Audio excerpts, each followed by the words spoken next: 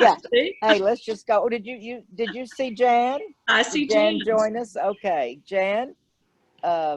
You already know Monica. Let me see if anybody else has joined us. Hey, Yeah, Bill. Do you know Monica? there's Dr. Hanley. I know his good work throughout the It's community. Bill. Okay, I'm trying to learn to call him Bill after 40 years of knowing him. But anyway, okay, so you all know each other. And Cynthia Mitski, who is the co-leader of this class, has joined us. She's in a closet at Helmwood. That's where she does her best work. Helmwood Nursing Home. That's where she does her best work. So we Okay. don't see her.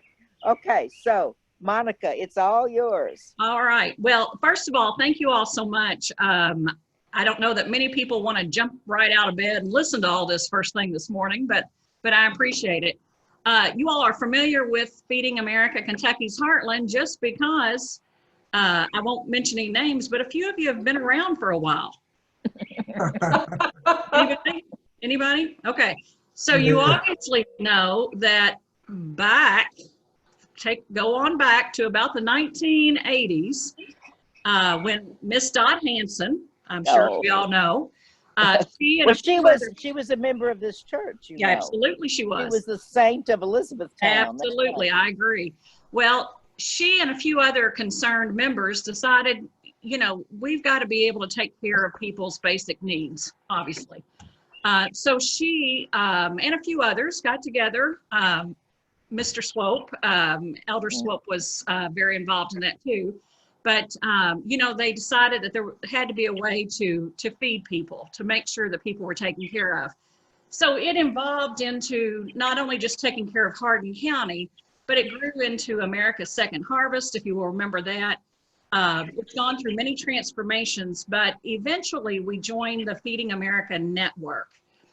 So what that means is there's over 200 regional food banks, just like what you have here in Hardin County. There's 200 of us across America, Puerto Rico obviously included, and we're doing just that. We're feeding Americans. We're making sure that the basic needs are met.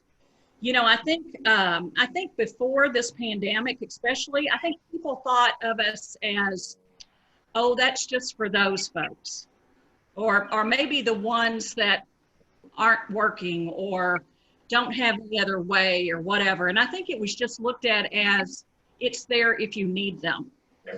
Well, now we're finding out through this pandemic that this can happen to any of us. And we're seeing the people that are working showing up for the very first time.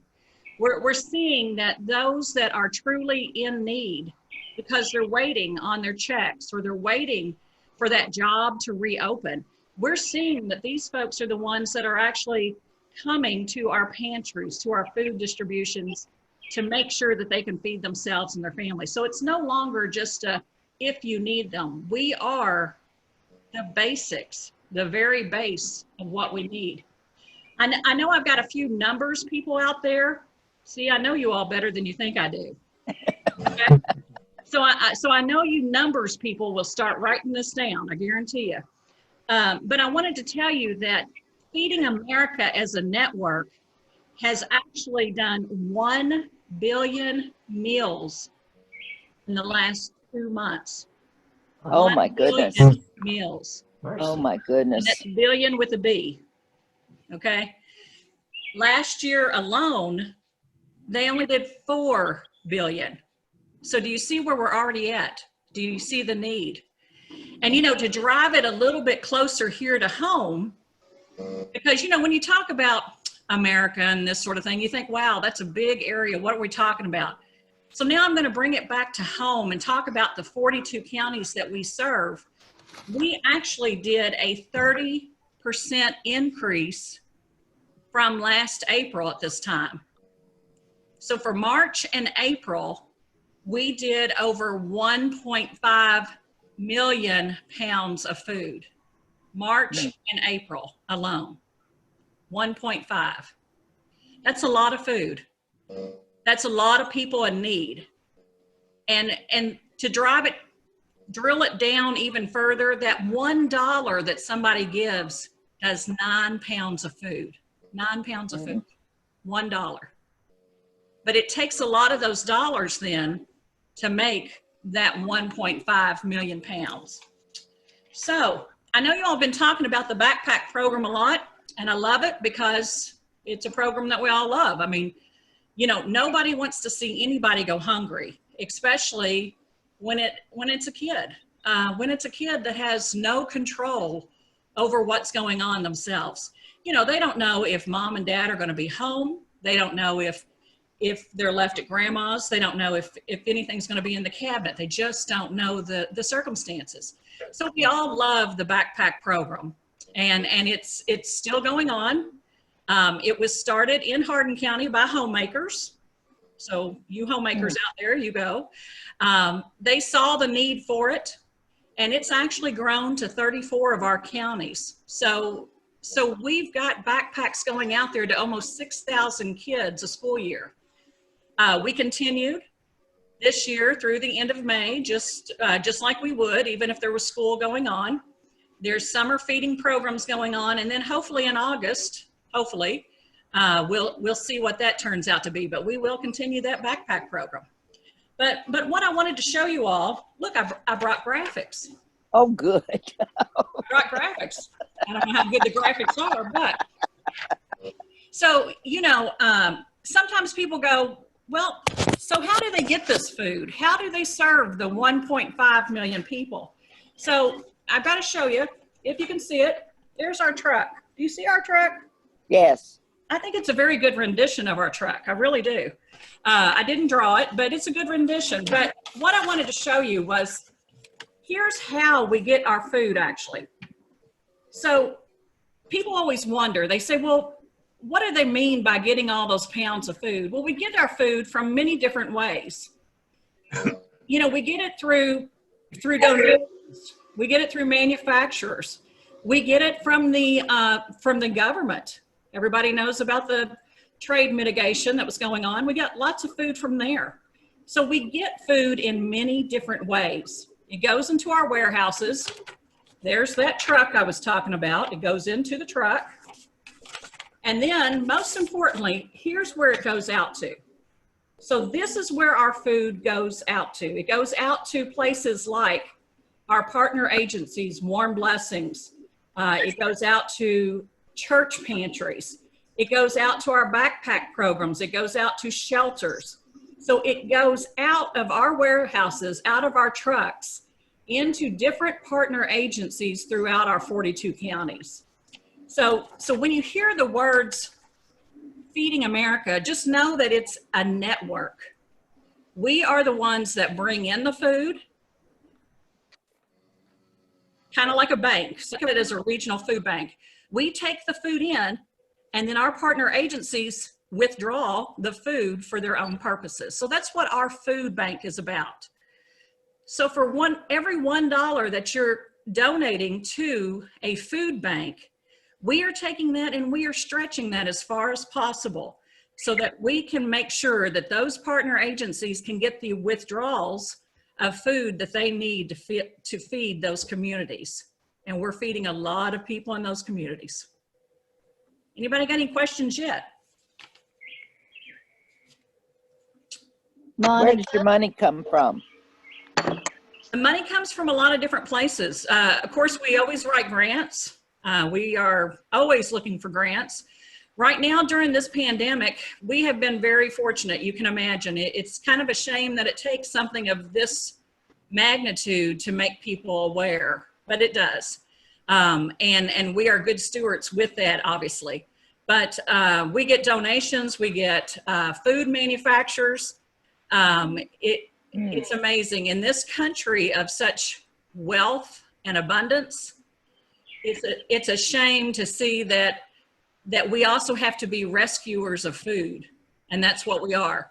When a retail store, for example, not right now, they don't have a whole lot of extra right now, but when a retail store, for example, can't sell, or it's getting too close to that sell-by date, or the food just isn't moving off the shelf, instead of them throwing that away, we rescue it. So we bring that in because many chances it's still good, or it can be gotten out quickly to our communities. And I think, Jan, did you have a question? maybe? I did. If I'm understanding you right, if there is a family that needs food, they do not come directly to Feeding America. They go to one of the partner agencies. Correct. Right, right. Okay. Exactly, exactly. Now you'll see our name obviously associated many times with the food distributions or with our different partner agencies. And that's because obviously we sponsor them, if you will. We are partners. But to actually get the food that they need, they would go directly to that partner agency. So you're correct. Yes. I have Monica. another question. Oh, Oh. go Right. ahead. Oh, go ahead, Jan. Go ahead, Jan. Well, regarding the backpack program, I think you are not at this point taking the volunteer groups anymore. Who's doing the work on it? Well, good question. Good question. If we can give just a minute to thank the National Guard. All right. She is right. Our volunteer center had to close at the, I think it was probably the second, probably a little before the end of March. We made the decision to close just because of the different groups coming in and not sure of what this thing was going to look like. Right. So thankfully, the governor did dispatch the National Guard to us. We have had them actually, they are still there. We look for them to be there through at least middle to end of June. And I'm telling you, they are a blessing. That's all you can say, because I really thought we would end up packing boxes in addition to everything else we were doing. Yeah. And so they've just been a blessing. We are not for sure when the volunteer center will open. It's kind of like Jackie and I were talking, because so many of our volunteers are over the age of 60, but then also we have a lot of volunteers that are under the age of 18. So then you only have that small middle group, and chances are that middle group are working or they want to bring their children under the age of 18. So what do you do? Yeah. So we're just not sure how yet that's going to shake out, but we are, don't you worry, things are still moving along. Bags are being packed, boxes are being sorted. It's still happening. That's great. Carl, did you have something? You basically answered it. I was curious about that as well. Also, then let me just rephrase it then, or reframe it. Since it's not volunteers right now, what is your biggest need? What if you could have one thing today or tomorrow, what would it be? Well, the biggest need again is just making sure that we can get out to as many people, as many communities as possible. And I hate to come on and say we need money, but the money is really the most important. I asked at the beginning of all this pandemic stuff, people always want to help, and they do. They're wonderful, but to bring that can or two of food doesn't really do a whole lot right now. To do a food drive, you know what I'm saying? And we didn't want to take from the shelves of the grocery stores that were already being strained. We just didn't want to do that. And we knew that $1 would buy so much more and go so much further than that one can of corn.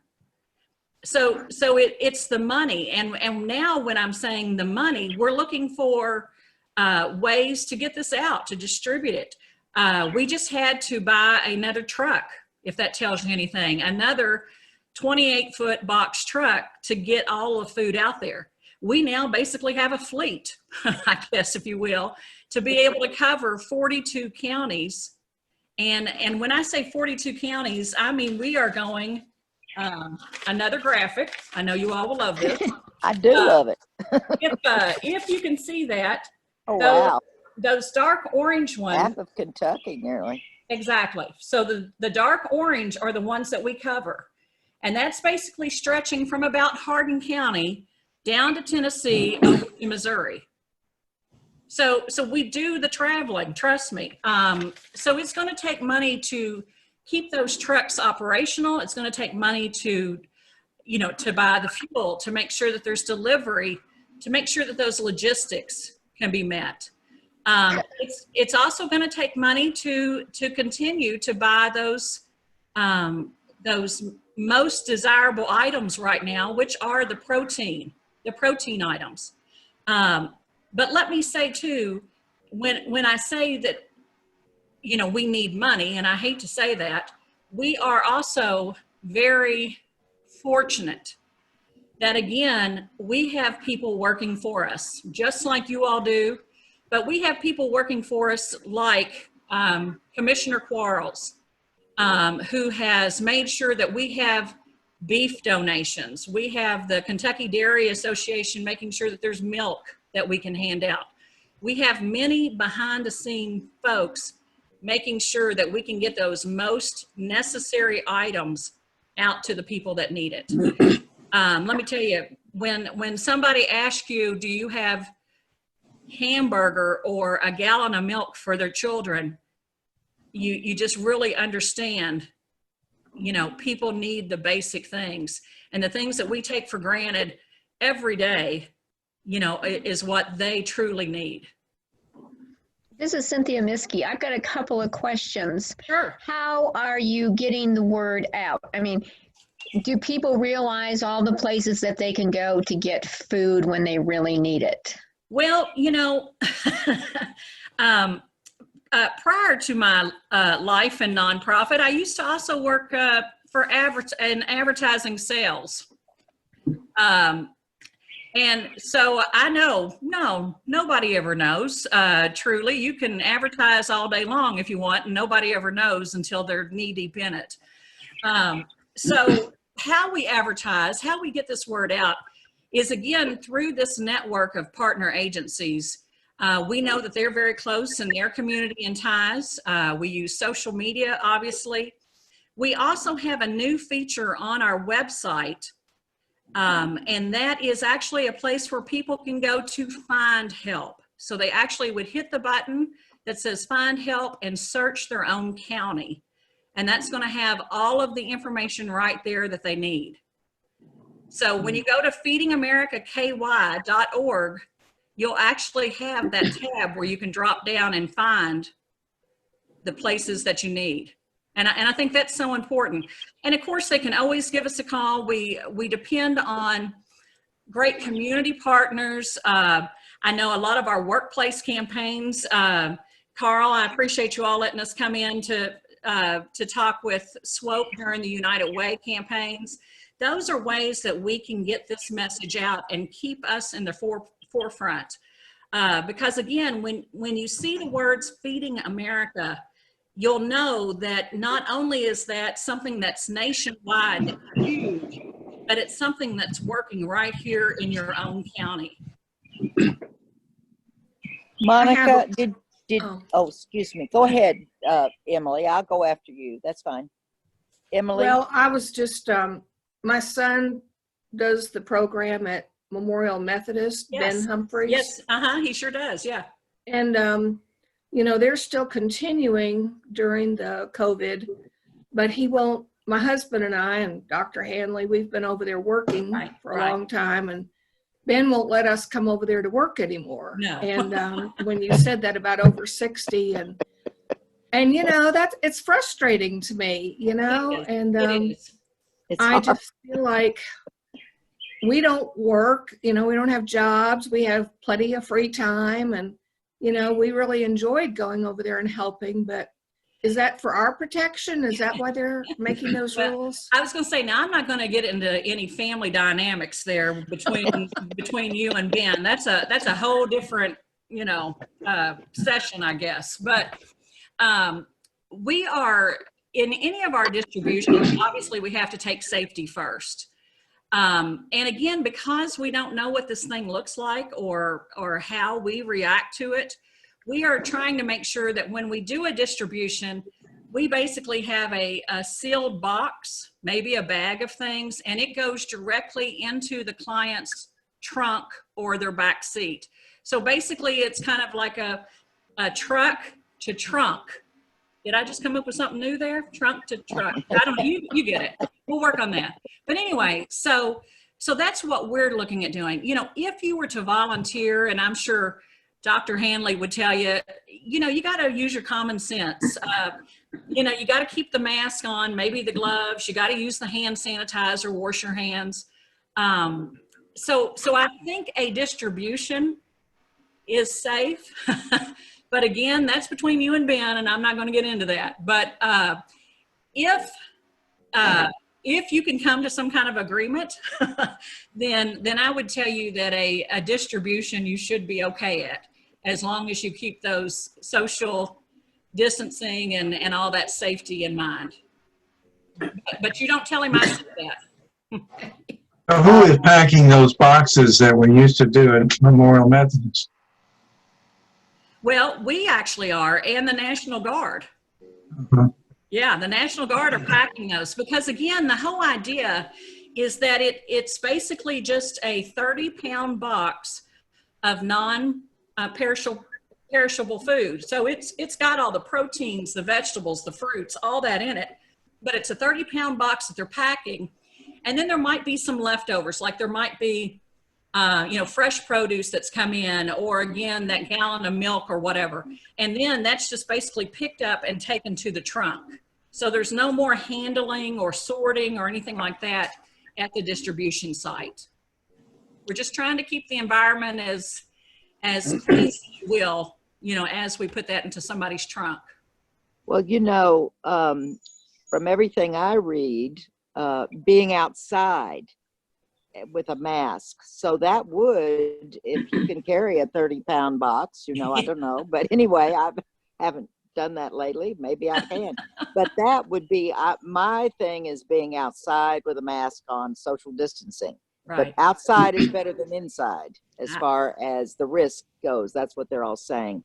I would My think so. question was, when I say they all, I mean the scientists and the, you know, the people that the infectious disease people. My question is, the other day I saw where the Spouse Abuse Center had received a check from United Way. Mm-hmm. Did you all receive a check as well? Well, actually, in that round of money, in that round of funding, we opted out of it. And I'll tell you why we opted out of it. And again, we tried to really look at the whole picture, how to be good stewards. We realize, especially right now, that Feeding America is getting a lot of attention. Just like I said earlier, it takes a pandemic to figure it out, okay? But because we knew that there would be smaller nonprofit organizations that are still in need, that may not see a lot of funding, may not see a lot of donations, we decided to opt out of that one to allow the money to be given to other as worthy organizations. So Now that tells me that you're really working within a system, and that's of these groups, and that's wonderful. You're not sub-optimizing that by, you know, we're going to win this and all of that. No, you know, it's not a competition. As much as I like to win, I'm a competitive person, that's for sure. You know, it is what it is. But as much as I do like to do that, you know, again, we have to remember that we're all out here. We all have our niches. We all are doing something that we need. We are all doing something that somebody out there needs. And right now we realize that, you know, food is your basic. If you don't have enough in that cabinet to make sure that your kids are fed, or that you can start the day on a full stomach, you're not going to be worth anything. You know, it's just not going to be a productive way all the way around. So we are truly not a safety net anymore. We are fulfilling a basic need, and that's what we're doing. Let me get back to real quick. I know you all want to talk about the backpack program and a little bit more about prices and that sort of thing and what you can do to help. You know, that backpack that we talk about has about 12 to 15 different items in it. It's all single serve, kid friendly, you know, pop kind of items. And let me tell you, you know, to think about the prices in the grocery stores right now, and to think about how we get that out to all those 34 counties. And Carl, you cannot answer this because you've been through too many of these sessions. How many dollars do you think we have tied up in each one of those bags? What does each one of those bags cost? All right, Bob, do you know the answer? What is it? $1. How much? $1. I don't know. Okay, well, you're a little on the cheap side, and I don't know where you shop, but okay. Let's go up just a little bit, okay? Oh, I thought you were trying to shock us. Oh, I was, but you shocked us all. But anyway. All right, I need a better guess. 3. 3? Who said that? I did. Oh, Jan. See, she knew the answer all along. She was just doing it. All right, so yes, it's $3 a bag. So $3 a bag for 12 to 15 items. Can you That's imagine? amazing. That's amazing. So that's what I'm telling you. We definitely take that money and we stretch it as far as we possibly can by using all of these different ways of getting this food to make sure that we're meeting the needs of every person out there. And like I said, 6,000 kids this past school year, that's a lot of children. That's a lot of families that we were taking one more worry from. So $3 per bag per week. Can you just give us like, I've not worked in it and haven't seen the things. Can you just give us like 3 or 4 items that would be in there? Sure. Just examples. Yeah, we always make sure that there's some kind of a protein. So there's going to be a tuna fish, or there's going to be a peanut butter, or there's going to be a ravioli because, you know, ravioli has something in it anyway. There's always going to be a shelf-stable milk. Yeah, anybody ever had that? It's milk that you can leave out, and it's pretty good. We also have, there's usually a little bag of cereal in there. There's fruit, like a fruit cup. There's vegetables. So there's something from every food group in there. But again, it's all easy to open, pop top, single serve type items. So that a child, if they go home on Friday night or Saturday and they're hungry, or there's not an adult around or able to make that meal, then that child is able to pop that open and at least get something until they can get back to school on Monday. So just think about that next time you spend $3, okay? So let me give you one more graphic because that's the way, I feel like Jimmy Fallon. Anybody watch Jimmy Fallon? He's been doing a lot of this from home and he's been showing a lot of stuff. Okay, all right, there's a reference, okay. So look, again, go to the grocery store, Jan. This is for you. This is $10. This is $10 worth of food at a store. Everybody got that? Yeah. So it's, you know, a chili, peanut butter, mac and cheese dinner, soup, rice, $10 worth, right? Yeah. Looks good, doesn't it? Mm-hmm. This is your $10 worth of food. Wow. Wow. With a food bank. No kidding. Mm-hmm. So you all decide. Whichever one you think what looks best. I agree. It's this one. Kroger's must be doing very well. Do I? That's right. I say Kroger's must be doing very well. I think they are. I think they are. There's no worry. Monica, we have seen stories in the national news recently of farmers that are having to euthanize their pigs, plow under their crops, pour the milk down the drain, because of all the disruption of the distribution, processing markets, and so forth. Are we seeing any of that locally? And what can be done to get some of that good food to you know, right. organizations like yours. Right, you're exactly right. Well, and I made that reference earlier to Commissioner Quarles, and you're right, a lot of that is happening, and it's so much due to the processing centers themselves about being shut down or not having the staff, the employees to do the work. So that's where it's at. It's not that there's not an abundance of food, it's just that the processing centers are kind of stuck in the middle. So Commissioner Quarles has worked with several right here in Kentucky to actually get us those donations of beef and the milk. And so that is happening. We also have a program called Farms to Food Banks, and it's actually in the state budget. There's $600,000 in the state budget that actually goes back to pay farmers to raise crops for Feeding America. So when a farmer is out there and he says, okay, I'm going to raise, a crop of corn or potatoes, and I want to give that back to the regional food bank, then he can get paid through the state of Kentucky for that crop. So it's a win-win-win. I mean, not only does the farmer win and they don't have to plow it under, they don't have to worry about how they're going to have their income, but then it also is a win for us to be able to give that back out to our partner agencies. We're definitely staying on that, Bob. And like I said, Commissioner Quarles has been a good one to be that he understands agriculture, obviously. He understands the importance of making sure that food does not go to waste, especially in a country such as this.